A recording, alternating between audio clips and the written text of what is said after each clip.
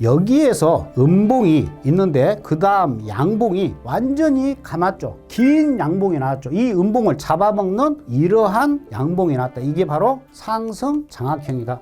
이제 상승으로 반전될 수 있겠구나. 그러면 이 라인이 이제 매수로 볼 수 있는 라인이 된다는 거예요. 그러면 1차적으로 방향을 잡을 수가 있는 거죠. 이럴 때 캔들을 활용을 하는 겁니다. 구독, 좋아요, 알림 설정은 선택이 아닌 필수입니다. 덤으로 남한산성도 필수입니다.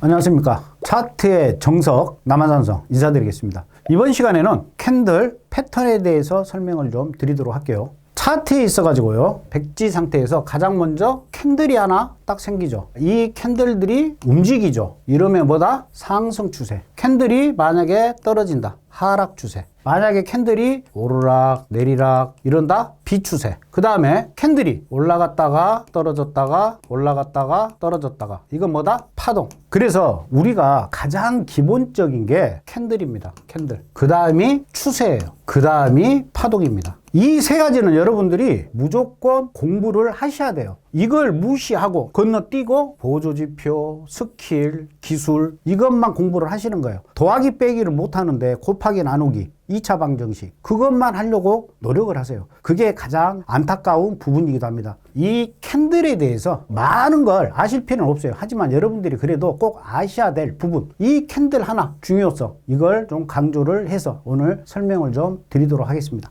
캔들에는 상승 반전형이 있습니다. 그러니까 어떠한 추세가 하락한 이후에 상승으로 돌아섰을 때의 캔들이 나타내는 시그널이다. 이렇게 여러분들이 이해를 하시면 되실 것 같아요. 상승 반전형 캔들 중에 첫 번째 상승 장악형 캔들이 있습니다. 어떠한 캔들이 이렇게 쭉 떨어지다가 계속 떨어지니까 음봉입니다. 근데 이 음봉의 시가, 여기서 시작해서 여기까지 내려온 거니까 이 시가를 감싸는, 이렇게 감쌌죠. 이걸 상승 장악했다 해서 장악형이에요. 그러니까 떨어지고 있는 어떠한 캔들의 가장 마지막 캔들을, 장악한 캔들을 상승 장악형 캔들이다 이렇게 표현을 해요. 이거보다 조금 약하지만 관통형이라는 게 있습니다. 원래는 이 관통형도 써요. 이 관통형은 이 음봉의 꼬리는 제외한 시가와 저가의 센터, 이 음봉의 정확하게 센터를 올라타는 양봉, 이걸 관통형이라고 표현을 합니다. 이것도 상승 반전형으로 활용을 해요. 하지만 이런 경우보다는 좀 확실하게 상승 장악형, 이것은 여러분들이 외워두시는 게 좋습니다. 그러면 이 상승 장악형은 하락 추세에서 이 음봉 몸통이 다음 양봉 몸통에 완전히 감아졌을 때, 쌈 싸먹듯이 이렇게 완전히 감아버렸죠. 음봉을. 이럴 때 상승 장악형, 이제 상승 반전이다 이렇게 표현을 하고요. 그리고 상승 추세의 조정 구간이 끝나는 지점, 어떠한 추세가 상승으로 이렇게 올라갑니다. 올라가다가 조정을 주겠죠. 이게 조정 구간이에요. 그리고 다시 상승을 한단 말이죠. 이럴 때 이 상승 장악형이 주로 출현을 해요. 아까 말씀드린 것처럼 하락으로 이어지다가 저 패턴이 나오고 상승으로 가는 경우도 있지만, 대체적으로 상승 추세에서의 조정의 끝에 나오는 경우가 훨씬 많다. 이 두 가지 다 여러분들이 기억을 하시는 게 좋습니다. 한번 차트로 보시도록 할게요. 나스닥 60분입니다. 쭉 하락을 하고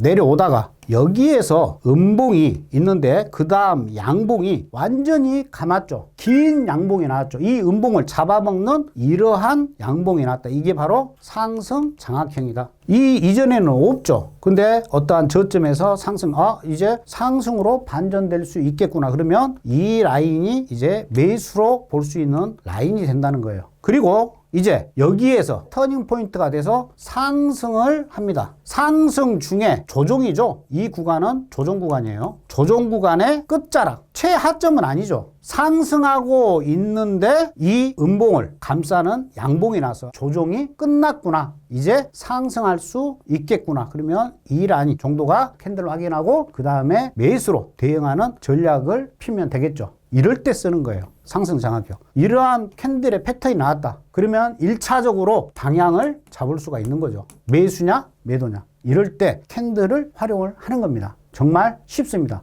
이쯤에서 좋아요, 구독, 알림 설정 부탁드리겠습니다. 다음은 망치형 캔들입니다. 망치처럼 생겼다고 해서 망치형이에요. 이것도 상승 반전형 캔들입니다. 쭉 하락을 해 오다가 아래 꼬리가 이 몸통보다 적어도 3배 정도는 돼야 돼요. 3배. 이 몸통 크기의 3배 정도. 그러면 꼬리가 길면 길수록 확률이 높아져요. 그리고 이 캔들의 색깔이 양봉이어야 돼요. 그러면 망치형으로서 이제 상승 반전될 수가 있구나. 이제 더 이상 내가 매도로 대응을 하면 안 되겠구나. 이렇게 여러분들이 조심스럽게 판단을 하실 수가 있습니다. 아래 꼬리가 몸통보다 길어야 돼요. 보통 작아도 2.5배에서 3배 정도는 되죠. 그리고 몸통은 두꺼우면 두꺼울수록 좋아요. 몸통이 양봉이었을 때에만 상승 반전 신호로 본다. 이렇게 인지를 하시면 되실 것 같습니다. 쭉 캔들이 내려오다가 강한 음봉이 나왔죠. 망치형 캔들이 꼬리가 어마무시하게 길죠. 그리고 몸통도 어느 정도 두툼하죠. 그러면 이 자리가 대세 상승장으로 바뀌었다. 이렇게 본다는 거예요. 그러면 이러한 캔들이 나왔네. 적어도 매수로 확신을 못 하더라도 이제 매도가 멈추는구나 판단을 하시고 매도는 자제를 하고 매수로 대응을 하셔야겠죠. 이렇게 이해를 하시면 되실 것 같습니다. 더 궁금한 게 있으시면 아래 링크되어 있는 단톡방에 들어오셔가지고 질문을 하시면 제가 답변해 드리도록 하겠습니다.